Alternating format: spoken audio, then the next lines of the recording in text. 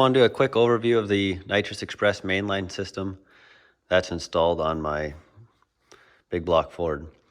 Pretty simple setup. So it's a plate style setup, which means underneath the carburetor between the carb and the intake is the plate, and then it's got a solenoid on the front and the back. The front solenoid here is the fuel solenoid.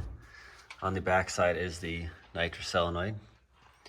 And then there's a line, I believe it's 4AN line leading to the bottle.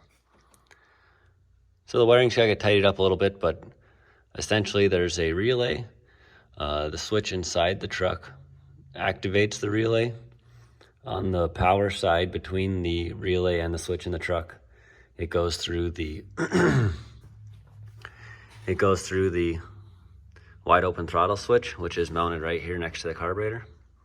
This is a universal setup from Nitrous Express, just a micro switch with a tongue on it. I bent the bracket at a 90, mounted it to this other bracket I have for my return throttle spring, and then I trim this down so it hits the bolt on the side of the carb. Once you reach, it's a little under full throttle, it's like, I don't know, over 3/4, so 7/8, I guess. That works well. And then on the ground side of the system, I had a fuel pressure safety switch. Right now I took it out and I put in just a gauge so I could set the pressure. And then where this fuse is, this would plug into the bottom of the fuel pressure safety switch. So this is on the ground side. So if there's not adequate fuel pressure, the relay does not have a ground and it won't turn on the nitrous system. Alternatively, if it's not at wide open throttle, these solenoids won't receive power and they won't activate the nitrous system. I also have a Nitrous Express mainline standalone fuel system. So this only goes to the nitrous system. It's just a small fuel cell. And then I ran an AN line to the dedicated pump, and then that goes to the fuel pressure regulator.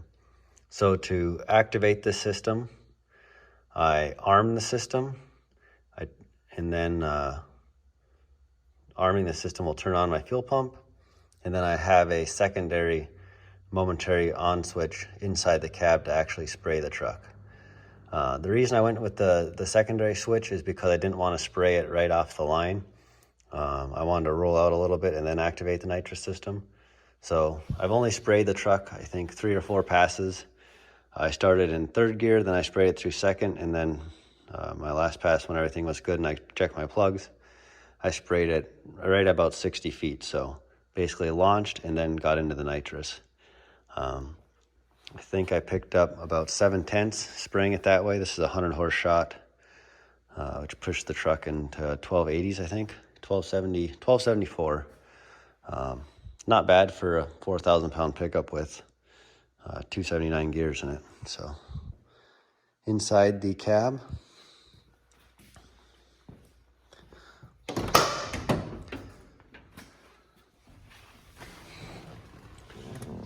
is the switches. So this one arms the system. That's on. And then this is my fuel pump switch. So the dangerous part about the way I have it set up right now is without that fuel pressure safety switch installed, I could spray nitrous without spraying fuel. So just be cognizant of that. There's a few different ways to do it. I could have wired the activation switch into the fuel pump switch. You know, biggest thing is just to put that fuel pressure safety switch back in.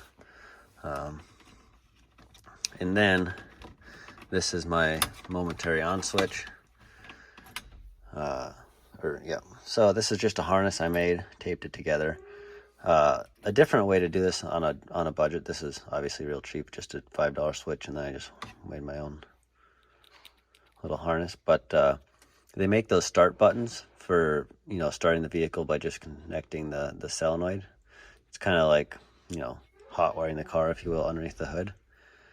Those are like $25 or $30, and you get a whole harness with a micro switch. So that's not a bad way to go either. But just to recap, activate the system, turn on the fuel pump, and then spray the nitrous.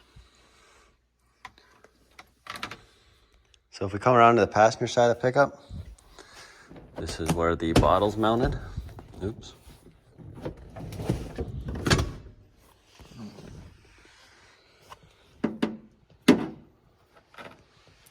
So this is a newer Nitrous Express bottle. Nitrous bottles go out of date, and mine needed to get recertified. Didn't have time to get it recertified. Ended up buying this. To mount it inside the vehicle, you need this blowdown tube.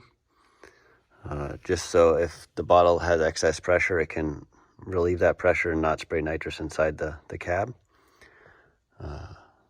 Otherwise, pretty straightforward. I know this is vertically mounted, which, you know, it's not optimal. However, it works just fine. You just got to check your bottle pressure and make sure it's, you know, up where it wants to be, like 950 psi. So works pretty good. It's cool because it's in the cab. I can reach over and turn it on, and when the seat's closed, nobody's the wiser.